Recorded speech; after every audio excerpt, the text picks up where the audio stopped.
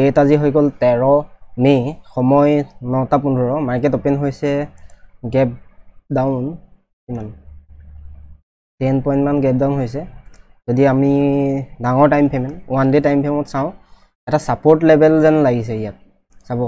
market এডাল trend লাইনৰ পালে ওপৰলৈ যায় আৰু ওপৰ ট্ৰেন্ড লাইনৰ পালে তললৈ আহে মাৰ্কেট এনেকৈ ওপৰলৈ গৈছে তললৈ গৈছে সাপোৰ্ট লৈ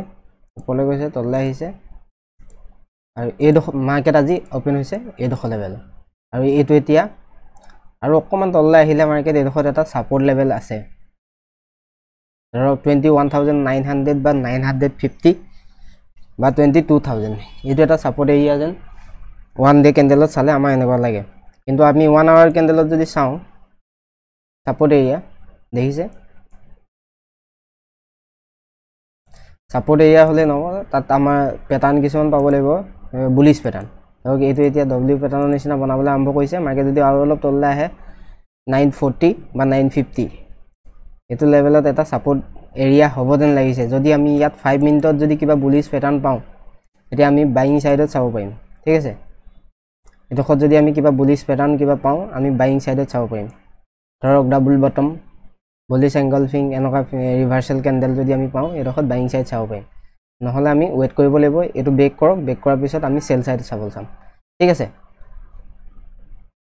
মাৰ্কেট ফাৰ্স্ট ক্যান্ডেল দিছে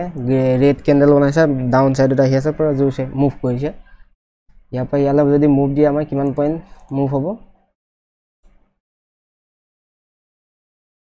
50-60 পইণ্ট মুভ হৈ যাব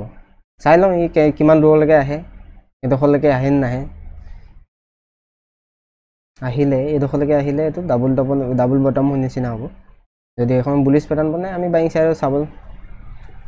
নহলে ওয়েট কৰিম আমি সেল সাইডত চাম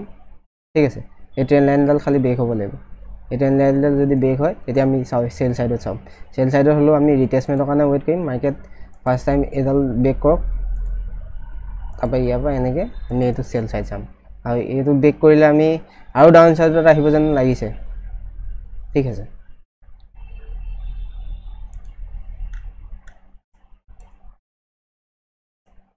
মাৰ্কেটত লছটো বচাব পাৰিলে প্ৰফিট হ'বই মানে লছ মিনিমাম যিমান পাৰে কম লছ কাটিবলৈ চাও আৰু প্ৰফিটটো ৰান কৰিব চাও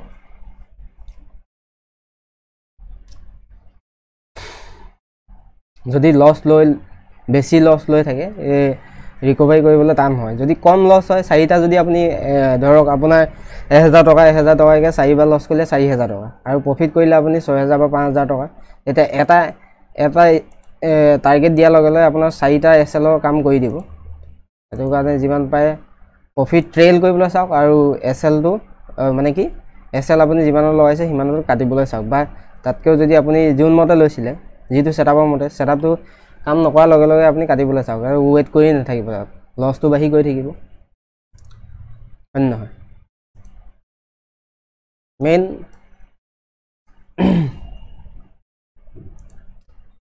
স্টক মাৰ্কেটত মেইনটো হৈ গ'ল আপুনি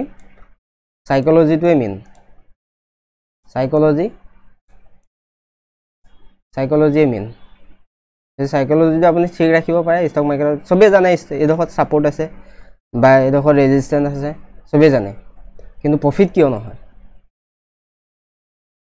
মেইন কাৰণটো হেতে যদি আপোনাৰ সাইকোলজিটো ঠিক কৰিব পাৰে সাইকোলজিটো এনেকৈ ডাইৰেক্ট গৈ আপুনি ক্লাস কৰি বা কিবা কৰি আপুনি ঠিক কৰিব নোৱাৰে ট্ৰেড কৰি আপুনি নিজে সাইকোলজি ঠিক কৰিব লাগিব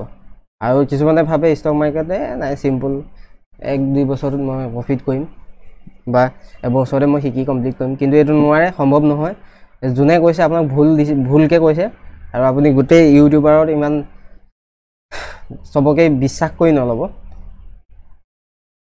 ভিউ কাৰণে আপোনাক ভালখিনিহে দেখাব বেয়াখিনি কেতিয়াও নেদেখায় স্টক মাৰ্কেটত কমসে কম 3-4 বছৰ আপোনাৰ টাইম লাগিবই প্ৰফিটৰ কাৰণে যদি কোনোবাই কৈছে মই 1 বছৰতে প্ৰফিটেবল হৈছো হেতু মই বিশ্বাস কৰিব নোৱাৰো আৰু আপুনিও বিশ্বাস কৰি নলব যদি আপুনি হি ভেৰিফাই পেনেল নেদেখায় ঠিক আছে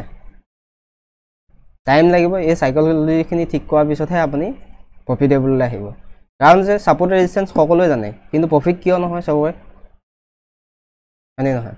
গাইস সময় এতিয়া 7:15 হ'ল মাৰ্কেটত আমি আজি কোনো ধৰণৰ ট্ৰেড নাপালো মাৰ্কেটে এতিয়া বৰ্তমান কি কৰিব বিচাৰিছে মই হেতু দেখাবৰ কাৰণে মই ভিডিওটো এতিয়া বনাই দিলো দিছিল আমি ৰাতিপুৱা কথা পাতিছিল যে এইটোত এটা সাপোৰ্ট ল'ব পাৰে সেইমতে আমি যদি 1 আৱাৰত চাওঁ ডাবল টপ বনিছে আপুনি কিতাপত বা বেলেগে বুজোৱা ধৰণৰ ডাবল টপ আপুনি মাৰ্কেটত নাপায় এইটো দেখিছে এইটো লো ব্ৰেক কৰিছে লো ব্ৰেক কৰি এইটো double top same to same সমান লো নাপায় আমি যদি ইয়াত ভালকে চাবলৈ হয় আমি ডাইভাৰজন চাব লাগিব এই দেখিছে RSI ডাইভাৰজন মাৰ্কেট লোৱাৰ লো লগাইছে আৰু RSI লোৱাৰ হাই লগাইছে দেখিছেনে এইটো হাই ওপৰত এইটো হাই এইটো লো কৰিছে ব্ৰেক কৰিছে আৰু এই লোটো ওপৰত দেখিছে আৰু এডাল হেমাৰ কেণ্ডেল বনি মাৰ্কেট আপসাইড গুচি গ'ল আৰু যদি আমি 5 মিনিটত চাওঁ আমি 5 মিনিটত গৈ যদি আমাৰ সেটআপৰ মতে নবহিলে কাৰণ আমি ট্ৰেড নলম এইটো দেখিছে ধুনীয়া ডাবল টপ প্যাটাৰ্ন বনিছে বুলিশ এংগলফিং লগত এই দেখিছে RSI হাই বনাইছে এই প্ৰাইস একচনে লোৱাৰ লো বনাইছে এডোখৰ ডাবল টপ এডোখৰ যদি আপুনি এন্ট্ৰি ললে না আৰামত ইমান আমাৰ কিন্তু সেই সেটআপৰ মতে বহা নাই কাৰণ আমি ট্ৰেড কোনো ধৰণৰ ট্ৰেড লোৱা নাই আজি এতে মেইন কথাটো হ'ল আমি মাৰ্কেটত নিজৰ সেটআপৰ কাৰণে ওয়েট কৰিব লাগিব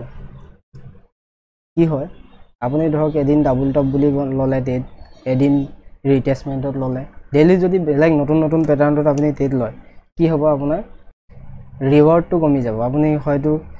কেতিয়াবা আকৌ ডাবল টপ ফেইল হৈ যায় হেতু ডাবল টপত আপুনি কাম নকৰিব কোনবা এটা ডাবল টপত কাম কৰিব হেতুত আপুনি হে আগৰটো ফেইল হোৱা দেখি হেতু প্যাটাৰ্ণত আপুনি কাম নকৰিব মানে লছ হ'ব